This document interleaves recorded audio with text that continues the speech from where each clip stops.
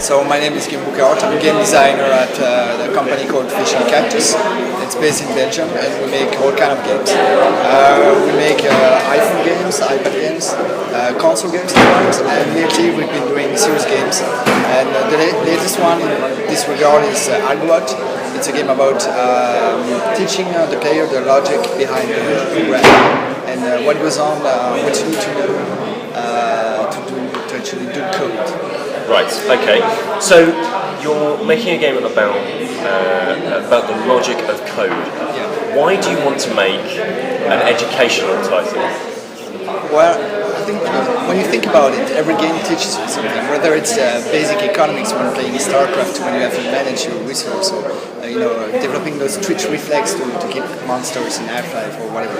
So when I put that learning process to good use, actually, that's one of the features.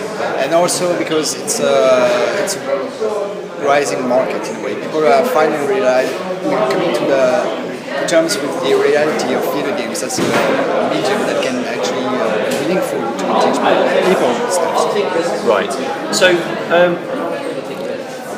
you've got two halves to your business, according to your site. There's kind of the consumer-facing stuff, and then there's the more I suppose business to business kind of stuff, like work for hire kind of things, using the same technology that you've got already, but in a sort of business environment. How did that relationship develop, and why are you making games for other businesses? Well, it's a transition in a way. You do work for hire to find the time to work on the project. I mean, if that's if I correctly understood the question, it's a need to an end. I think it's the expression in English. Okay, right. Okay, so I guess for me the two other big questions are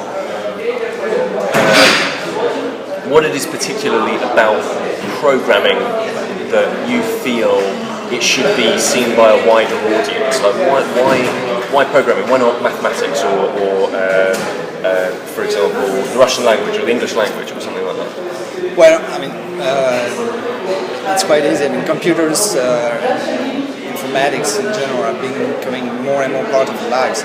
So having a basic understanding of how it works and how I can use it to actually to their full potential. I mean, all those tools I have at my disposal. I mean, that when you think about it, it's really meaningful. And I think it can really help people to better live with those features and objects that they're getting used to living with. Okay. So do you feel like it's an increasingly relevant skill for a young person to have? Yeah, that's what it is. Okay. And finally, what's the secret ingredient of making an educational title entertaining? That's a tricky one. Well, you have to think of it as a game first and foremost. I mean, if it's not fun, people are just not going to bother with it. Or if they're going to bother with it because they have a teacher behind the back that says, okay, you have to play a game, but then they're not going to get anything out of it. They're not going to learn it because it's boring. So first and foremost, it's making sure that it's really fun. It's a game that you're making. It's a game first, and then it's a teaching tool afterwards.